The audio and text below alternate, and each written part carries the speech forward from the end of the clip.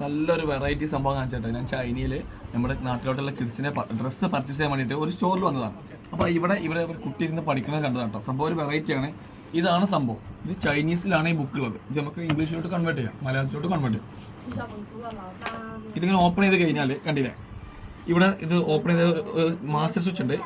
ഓരോ പേജിലും ക്ലിക്ക് ചെയ്ത് കഴിഞ്ഞാൽ നമുക്ക് എന്ത് ചെയ്യാൻ പറ്റും,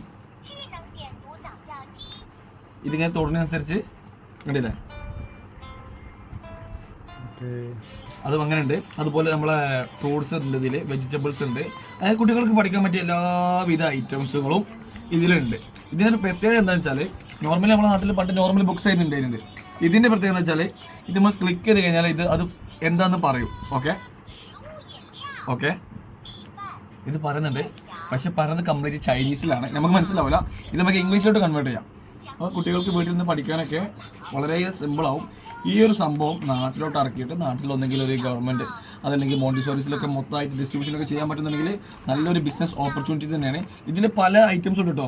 ഇനി നമുക്ക് എന്ത് ചെയ്യാൻ പറ്റും, നമ്മൾ ബൾക്ക് എടുക്കുകയാണെങ്കിൽ ഇതിൽ എന്താണ് ആഡ് ചെയ്യേണ്ടതെന്നുള്ളത് നമുക്ക് തന്നെ ഇതിൽ പറഞ്ഞു കൊടുത്ത് ചെയ്യിപ്പിക്കാം. ഇതിനെ ഫാക്ടറിയിൽ പോയിട്ട് സംഭവം ഓരോ സംഭവങ്ങൾ ഇതിലുണ്ട്.